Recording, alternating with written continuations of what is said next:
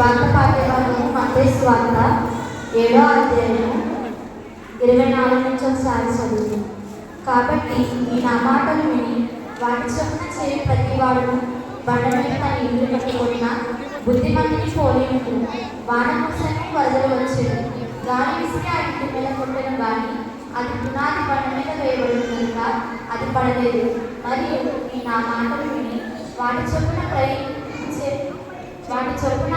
చేయని ప్రతివాడు ఇసుక మీద తన ఇల్లు కట్టుకున్న బుద్ధిహీనుని పోలి ఉండెను. వాన కురిసెను, వరదలు వచ్చేది, గాలి విసిరి ఆ ఇంటి మీద కొట్టేది, అప్పుడు అది కూలబడింది. చిన్న ప్రార్థన చేసుకున్నాం.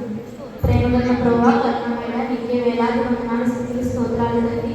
గడిచిన కాలం నుండి ఈ కాలం వరకు మమ్మల్ని కాల్చి కాపాడుతూ నీకే వందనాలు యేసయ్యా.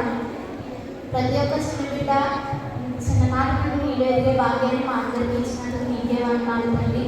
అలాగే ప్రభువా, నేను చిన్న బిడ్డను ప్రభువా, నేను వాక్యం చెప్పుచుండగా నాకు మంచి ధైర్యాన్ని, జ్ఞానాన్ని దయచేయండి ప్రభా. విశ్వాసంతో వినే ప్రతి ఒక్కరి హృదయాలను సిద్ధం చేయమని యేసునామమున నడుచున్నాను తండ్రి. ముందుగా దేవాది దేవునికి వందనాలు. అలాగే పాస్టర్ గారికి, సిఆర్ ఎరువురికి కూడా నా ప్రత్యేకమైన వందనాలు. అలాగే కూడి వచ్చిన దైవజనులు ప్రతి ఒక్కరు కూడా సండే స్కూల్ పాల్గొన్న ప్రత్యేకమైన వందనాలు తెలియజేస్తున్నాను. అలాగే చేరి వచ్చిన మీ అందరికీ కూడా నా హృదయపూర్వక వందనాలు. ఇక్కడ చదవబడిన వాక్యం చెప్పుచున్నట్టు రెండు ప్రాముఖ్యమైన అంశాలు మనకు కనబడుతున్నాయండి. మొదటి వచ్చేసి బండ మీద కట్టబడినటువంటి గృహము, రెండవది ఇసుక మీద కట్టబడినటువంటి గృహము. మన జీవితాల్లో క్రైస్తవులుగా జీవిస్తూ బండ మీద కట్టబడినటువంటి గృహం వలె దేవుడిలో నిలబడగా ఉంది మన జీవితంలో ఒక పునాది వేయబడి జీవిస్తున్నామా, లేక ఇసుక మీద కట్టబడినటువంటి గృహం వలె గాలి వేసినప్పుడు అది గృహం ఎలా అయితే చెదిరిపోతుందో క్రైస్తవులు అని చెప్పుకుంటూ అన్యాచారాలను పాటిస్తూ దేవుడికి వ్యతిరేకంగా జీవిస్తున్నామా అని గమనించుకోవాలండి. బండ మీద కట్టబడిన గృహం ఎలా అయితే నిలకడగా ఉంటుందో మన ప్రతి అసలు చెప్పను కదా. మనం చాలా భయంకరమైన దినాల్లో ఉన్నాం, చాలా అపాయకరమైన దినాల్లో ఉన్నాం కనుక సంఘస్థులందరూ గమనించుకోవాలి. మనం బండ మీద కట్టబడిన గృహం వలె మన జీవితంలో గొప్ప పునాది వేయబడి దేవుడు నిలబడగా ఉండే బిడ్డలుగా జీవించే వారిగా మనం ఉండాలి. ఇసుక మీద కట్టబడిన గృహం ఎలా అయితే గాలి ఇస్తున్నప్పుడు ఎగిరిపోతుందో మన జీవితం హాయిగా ఉండకూడదని నేను ఆ మాటలు తెలియజేస్తున్నాను. అలాగే పాత నిబంధన పాఠ్యభాగము ద్వితీయోపదేశ కాండము 6వ అధ్యాయము 6 నుంచి 9 వరకు చదువు. నేను నీకు ఆజ్ఞాపించు ఈ మాటలు నీ హృదయంలో నేను నీకు ఆజ్ఞాపించిన ఈ మాటలు నీ హృదయంలో ఉండవలెను. నీవు నీ కుమారులకు వాటిని అభ్యసించ చేసి నీ ఇంట కూర్చుండు. అంటే ఇక్కడ కుమారులు ఒక్కలే కాదండి. ఇంగ్లీష్ బైబిల్ ట్రాన్స్లేషన్ మనం చూస్తే యువర్ చిల్డ్రన్స్ అని అక్కడ రాసిందండి. మీ కుమారులకు మీ కుమార్తెలకు కూడా దేవుడి వాక్యం అభ్యసింప చేయాలని ఇక్కడ వాక్యం తెలియజేస్తుంది. మనం ఇక్కడ చూస్తున్న లైట్ కావచ్చు, ఫ్యాన్ కావచ్చు, వాచ్ కావచ్చు, పిడి దగ్గర నుంచి సెటిలైట్స్ ఏది చూసుకున్నా కన్వెంట్ ఇన్వెంటర్స్ అందరూ క్రైస్తవులేనండి. మీకు కొన్ని డిఫరెన్స్ చూపిస్తాను. సెటిలైట్స్ లేని కాలంలో అంతకన్నా ముందుకెళ్తే సైకిల్ లేని కాలంలో ఒక మాటలో చెప్పాలంటే సైన్స్ లేని కాలంలో కొన్ని మాటలు బైబిల్లో రాస్తున్నాయండి. అవి యోబు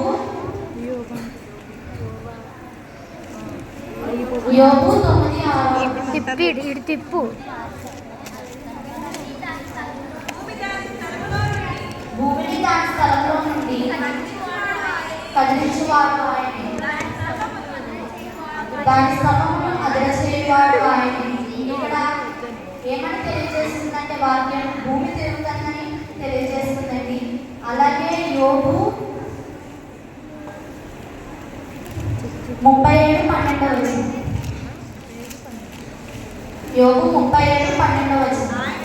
మీలో ప్రతివాడు ఆయన వలన నడిపించబడిన వాడినై నరులకు నివాసయోగ్యమైన భూమి గోళాకారంలో ఉంటుందని ఇక్కడ వాక్యం తెలియజేస్తుందండి. అలాగే యోబు 26:7.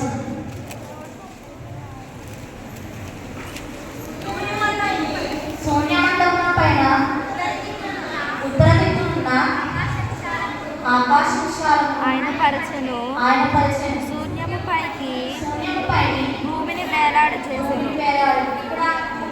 ఇక్కడ వేలాడుతుందని తెలియజేస్తుందండి.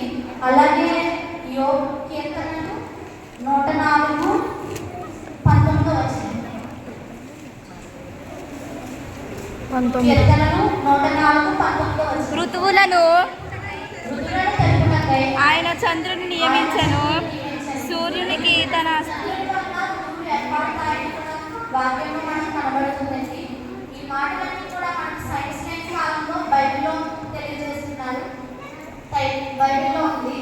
ఇక్కడ ద్వితీయోపదేశ కాండంలో బైబిల్ ఏమని చెప్తుందంటే, నీ కుమారులకు అభ్యసింపజేసి నీ ఇంట కూర్చున్నప్పుడును, త్రోవను నడిచినప్పుడును, పడుకున్నప్పుడును, లేచినప్పుడును దేవుని వారిని గురించి మాట్లాడాలని వాక్యం చదివిస్తుందండి.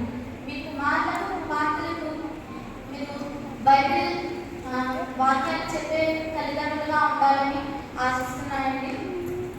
ఇక్కడ పడుకున్నప్పుడు కూడా ఎందుకు వాక్యం తెలియజేయాలంటే నైట్ అనేది మైండ్ అనేది షార్ప్గా ఉంటుందండి.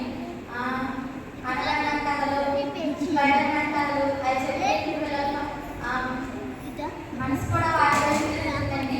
వాటి వల్ల దేవుని వాక్యం గురించి చెప్తే వారు కూడా దేవుడు ఎదిగే బిడ్డలుగా ఉంటారు. కనుక మీరు ప్రతి ఒక్క తల్లిదండ్రులు కూడా మీ బిడ్డలకు దేవుని వాక్యం చెప్పేవారుగా ఉండాలి. అలాగే మనం ఉదాహరణకు బల్బు కనిపెట్టినందుకు థామస్ అల్వా ఎడిసన్ గారిని చూస్తున్నట్లయితే ఆయన చదువుకున్నది 5th స్టాండర్డ్ అండి. ఆయన బల్బు కనిపెట్టడానికి ముందు ఎగ్జాక్ట్గా 10,000 సార్లు అనుకుంటా ఫెయిల్ అయ్యారు. ఆయన ఫస్ట్ స్టాండర్డ్లో కార్పొరేషన్ స్కూల్లో చదువుకున్నప్పుడు వాళ్ళ ప్రిన్సిపల్ పిలిచి ఒక లెటర్ ఆయనకి ఇచ్చారండి. టామీ పిలిచి థామస్ అల్వా ఎడిసన్ అనే పెద్దగా టామీ పిలిచేవారండి. టామీ పిలిచి ఆయనకు ఒక లెటర్ ఇచ్చారండి. ఆ లెటర్ అట్టుకెళ్ళి మీ అమ్మకి ఇచ్చినా అంటే ఆయన తన తల్లికి ఇచ్చి తన తల్లి ఆ లెటర్ చదివినప్పుడు ఎంతో కృంగిపోతే ఏడుస్తున్నప్పుడు చిన్నపిల్లవారు కదా, ఆయనకి తెలియక ఏంటమ్మా అని తన తల్లిని అడిగినప్పుడు తన తల్లి ఏం చెప్పారంటే, నువ్వు బాగా చదువుకోవాలంట కదా, నేను టీచ్ చేయడానికి ఆ స్కూల్లో టీచర్స్ సరిపోరంట, నేను మంచి కార్పొరేషన్ స్కూల్లో వేయమని మీ ప్రిన్సిపల్ లెటర్ రాశారని మా తల్లి చెప్పింది. కానీ మన దగ్గర ఒక కార్పొరేషన్ స్కూల్లో వేయడానికి స్కాలర్ సరిపోదు కదా, నేనే నీకు టీచ్ చేస్తాను, నేను చెప్పినట్టు చేయని ఆయన తల్లి ప్రతిరోజు ఆయనతో ఒక వాక్యం చదివించేది. అదేంటంటే ఫిలిప్పీ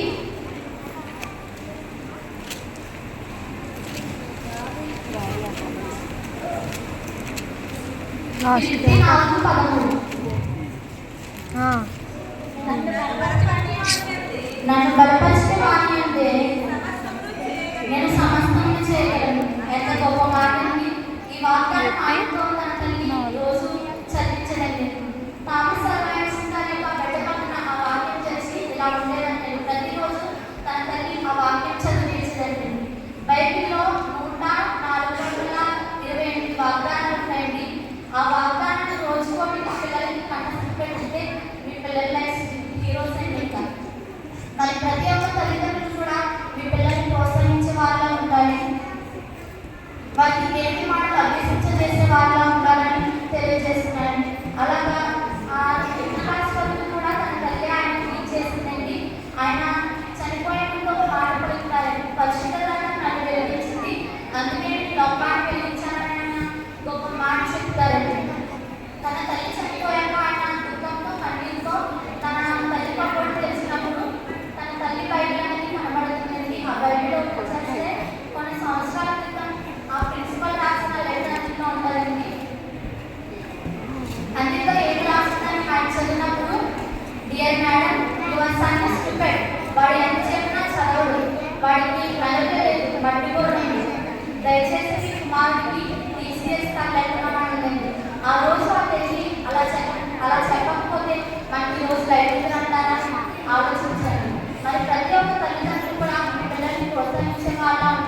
దేవుడి మాటలు తెలియజేసే వాళ్ళ ఉండాలని నేను మాటలు తెలియపరుస్తున్నాను. అలాగే కొలసి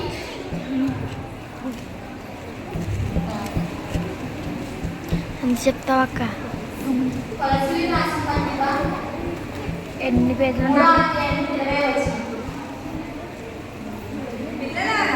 పిల్లలారా అన్ని విషయములలో మీ తల్లిదండ్రుల మాట వినుడి. ఇది ప్రభువును బట్టి మెచ్చుకొనదగినది. ఈ వాక్యం చెప్తున్నట్టు తల్లిదండ్రుల మాట వినడం, వారికి లోబడి ఉండడం ఎంతో ఆశీర్వాదకరం. ప్రభువైన యేసుక్రీస్తు ప్రభువు వారు కూడా తన తల్లిదండ్రులకు లోబడి ఉన్నారు. ఆయన దైవకుమారుడైనప్పటికీ ఆయన 35 వయసులో కూడా వారికి లోబడి వారి సహాయకరంగా జీవించారు.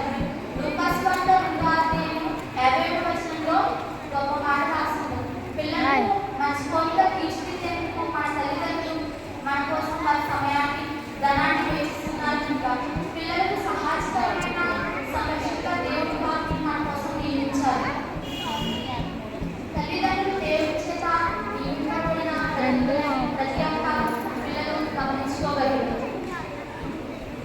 గమనించాలంటే తల్లిదండ్రుల ద్వారా మనల్ని దేవుడు ఈ లోకానికి తీసుకొచ్చారు కనుక మనం వాటిని గౌరవించే బిడ్డలుగా ఉండాలని తెలియజేస్తున్నాం. పిల్లలు తల్లిదండ్రులకు ఎందుకు లోబడి ఉండాలి, అసలు ఎందుకు గౌరవించాలి అని కొన్ని మాటలు తెలుసుకుందాం. సామెతలు 1:8 ఫాస్ట్ గతి.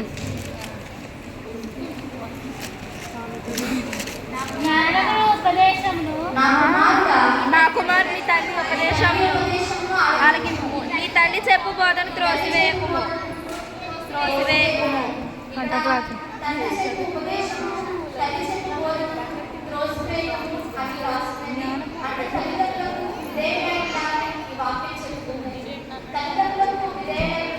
ఎన్నో విధాలుగా అది మనకు మంచిది, దేవుడిపై నమ్మకం ఉంచడానికి కూడా సహాయపడుతుంది కనుక అనేక విషయాల్లో అలాగే మనలో ఉన్న మంచి స్వభావాన్ని కూడా అది వృద్ధి చేస్తుందండి. తల్లిదండ్రులకు విధేయులై ఉండాలి అనే విషయం అది మనకు అద్భుతమైన పనిమంతులుగా తీర్చిదిద్దేందుకు కూడా సహాయపడుతుంది. ఏ సమయంలోనైనా సరే మన తల్లిదండ్రులు గౌరవానికి, సన్మానానికి అభిప్రాయాన్ని గమనించాలి. తల్లిదండ్రులను సన్మానించడానికి మనం వారిని సత్కరించాలి. వారి పట్ల చూపు, గౌరవం, అంతరిక వైఖరి, విధేయత ఉంటే చాలు. ప్రభువు తల్లిదండ్రులకు విధేయులై ఉండాలి. అది న్యాయం కూడా కోరుకుంటూ మనకు గౌరవంగా సర్వించడానికి ఆ రీతిగా ప్రతి ఒక్క చిన్న బిడ్డ మీ తల్లిదండ్రులకు విధేయులై నడుచుకోవాలని నేను ఆ మాటలు తెలియపరుస్తున్నాను. అలాగే బైబిల్లో ఒక మాట రాసి ఉంది. అదేంటంటే వాళ్ళు నడవలసిన త్రోవను వాడు పెద్దవాడైనప్పుడు ఎందుకు ఈ మాట రాస్తుందంటే యెహోవా దేవుడు ఆదాము సృష్టినంతా నిర్మించిన తర్వాత ఆదాము అవ్వని నిర్మించారు. వారిని అన్ని ఫలము తినమన్నారు కానీ మంచి చెడు నుంచి ఫలము తినొద్దన్నారు. అయినప్పటికీ వారు పాపం చేయగలిగి తాను తిన్నారు కనుక దేవుడు దానికోసం ఎంతో చింతించారు. తర్వాత ఆలోచన చేయగలిగినప్పుడు నేను వీరిని యుక్త వయసులో నిర్మించాను కనుక మీరు అర్థం చేసుకోలేకపోయారు అని దేవుడు అనుకున్నారని. యుక్త వయసు అంటే వారికి మనలాగా తల్లి గర్భంలో నిర్మించలేదు. ఎవరి వయసులో వారిని నిర్మించారు కనుక వారికి అర్థం చేసుకోలేకపోయారని దేవుడు గురించి ఆలోచించి మనం తల్లి గర్భంలో నుండి నిర్మించాలని. అందుకే మనం చిన్ననాటి నుండి దేవుడి పెద్దవారైనప్పుడు కూడా వాటిని చదువుతాం. మనకు దేవుడిలో జీవించడం వల్ల మన తల్లిదండ్రులకు గొప్ప పేరు ఉంటుంది. మన గ్రామానికి, మన సంఘానికి కూడా ఎంతో గొప్ప పేరు ఉంటుంది. కాబట్టి ప్రతి ఒక్క చిన్న బిడ్డలు కూడా తల్లిదండ్రులు కూడా పిల్లలను సండే స్కూల్కి పంపే వాళ్ళ ఉంటారు. కొంతమంది ఏమనుకుంటారంటే మేము 10th క్లాస్ సండే స్కూల్కి వెళ్తే అందరూ అవుతారు అనుకునే వాళ్ళు కూడా ఉంటారు. అసలు సండే స్కూల్కి వెళ్తే ఎందుకు అవుతారంటే అవైతే పెద్దవాళ్ళు అయిపోతే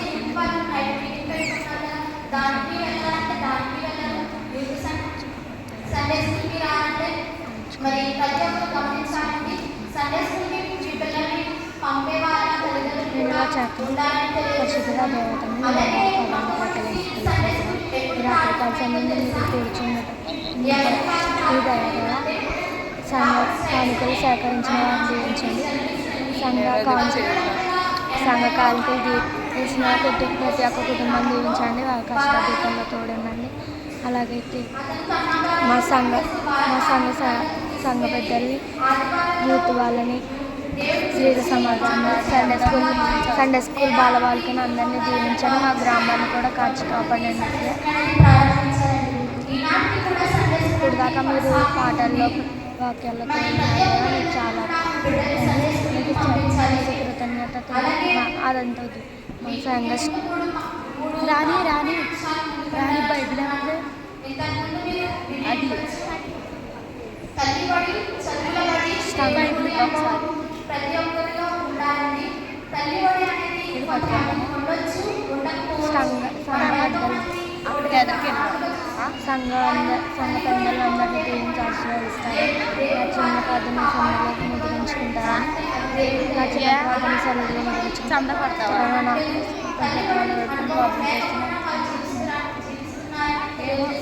ఏంటది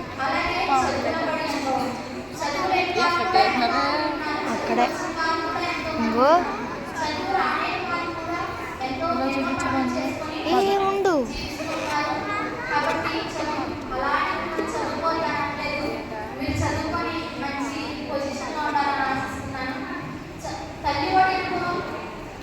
చదువుల పడి అనుభవం ఈ రెండు లేకపోయినా సరే దేవుడి గుడి అనుభవం మాత్రం కంపల్సరీ ప్రతి ఒక్క చిన్న బిడ్డ జీవితంలో అలాగే కూడా ఉండాలండి. అది ఉన్నా లేకపోయినా కానీ దేవుడి గుడి అనుభవం అనేది మన అందరి జీవితాల్లో ఉంటే మనం ఎంతో మంచి స్థాయిలో ఉంటామండి. దేవుడి గుడి అనుభవం వల్ల మనకు ఎన్ని కష్టాలున్నా దేవుడు మనల్ని సుఖపరుస్తారండి. దేవుడి గుడి అనుభవం మీరు చిన్ననాటి నుండి నేర్చుకోవాలని దేవుడు ఎన్ని బిడ్డగా ఉంటారో ఈ నా మాటలు తెలియపరుస్తారు.